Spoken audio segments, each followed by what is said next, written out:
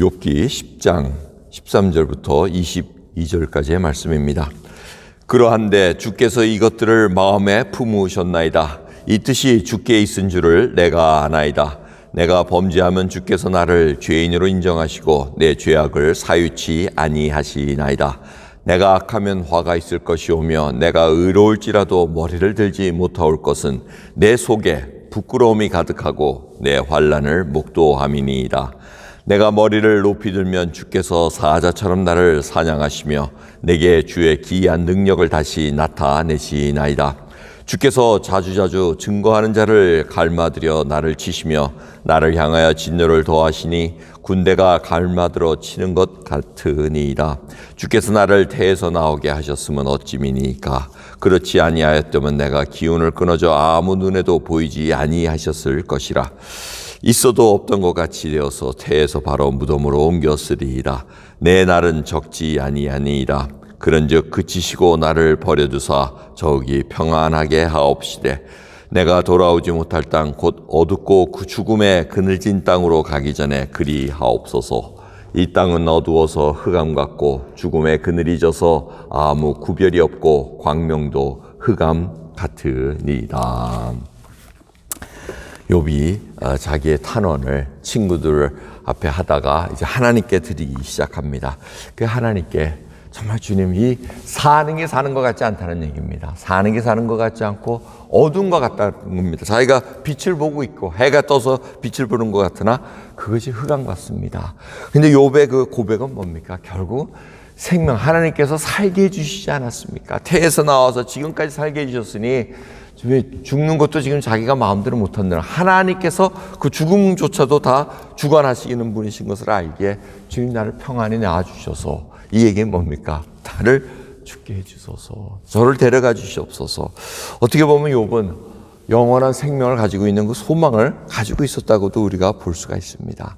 오늘 이 말씀을 보면은 이 얼마나 괴로웠으면 이 17절 보면 갈마들여 나를 치신다 그럽니다. 갈마라는 것은 증강부대, 구조부대에서 부대가 막 힘들 때 또 와서 또 도와줘가지고 막 군대가 계속 들어오는 연속해서 오는 것을 얘기합니다. 그러니까 자기 환란이 계속해서 왔다는 겁니다. 좀 그칠만한데 또 와서 또 힘들게 하고 이런 것들이 갈마들어 군대가 나를 치는 것 같나이다 하고 얘기합니다.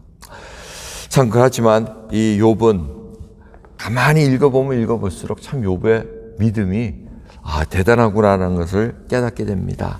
자기가 압니다. 자기가 아무리 의롭게 행했다 그래도 자기 속에 15절 보시죠. 내 속에 부끄러움이 가득하다는 겁니다. 하나님 앞에 서기가 참 좀 꺼리는 것도 있다는 겁니다. 그것을 정말 하나님 앞에 속죄하기 위해서 자기가 속죄 제물도 드리고 자녀들이 혹이라도 범죄했을까 봐 그걸 또 용서해달라고 속죄 제물도 붙이고 이런 것들이 다 있는데 항상 마음속에 부끄러움이 있다는 겁니다.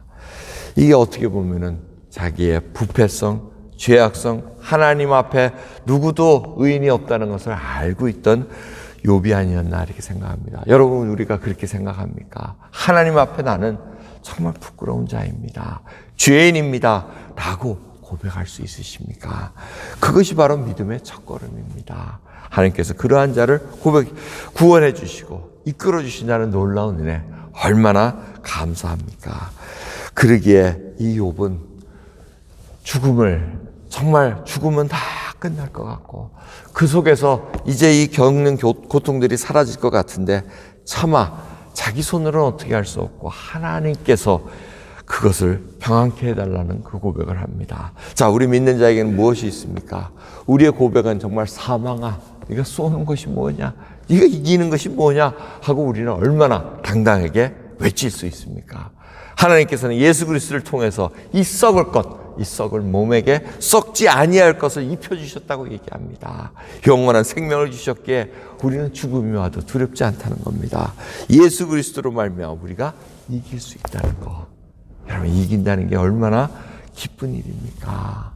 하지만 세상에 사는 동안은 하늘의 소망을 가진 자로서 어떻게 이기라고 얘기합니까? 선으로 악을 이기라고 얘기합니다. 나를 부인하고 날마다 자기의 십자가를 지고 예수 그리스도를 쫓아가라고 말씀하고 계십니다. 이것이 제자의 길입니다. 오늘도 하루 주셨습니다. 어쩌면 우리는 이 과정 속에서 징계를 받을 수가 있습니다. 욥도 그러한 징계 속의 한 과정으로 우리가 볼 수가 있습니다. 하나님께서는 욥에게 더 정금같이 나오기를 원하셨다는 거. 그래서 마지막 보면 알지 않습니까? 욥에게 모든 것을 더해 주셨다고 얘기합니다. 하나님께서는 우리 교만한 자에게 징계를 주십니다. 또 하나님의 더 가까이 하나님의 어텐션을 받기 위해서 하나님께서 어떠한 고난과 징계의 과정을 허락하신다는 것. 그래서 이 성격이 그 성격 가지고는 하나님의 영광을 드러낼 수 없기에 연단의 과정을 겪게 하십니다. 그래서 온유한 자로 만드십니다. 이 온유한 뜻은 이제 여러분 잘 아실 겁니다. 길들여지지 않는 야생마를 길들여 놓는 거. 온순한 자가 되어 주인이 가자 하면 가고 쓰라 그러면 쓰는 식으로 하나님께 길들여진 자는 온유한 자가 되어 하나님께서 움직이라 하면 움직이고 가만히 있어 하면 가만히 있는 그런 온유한 자, 길들여진 자로 살아간다는 거.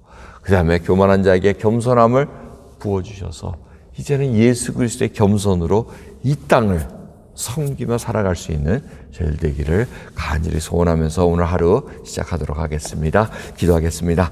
하나님 감사합니다. 오늘도 귀한 새벽 허락해 주셨기에 아버지 감사드리며 혹이라도 저희 속에 정말 주님 보시기에 그것 때문에 하나님이 사용할 수 없는 그 성격이 있습니까?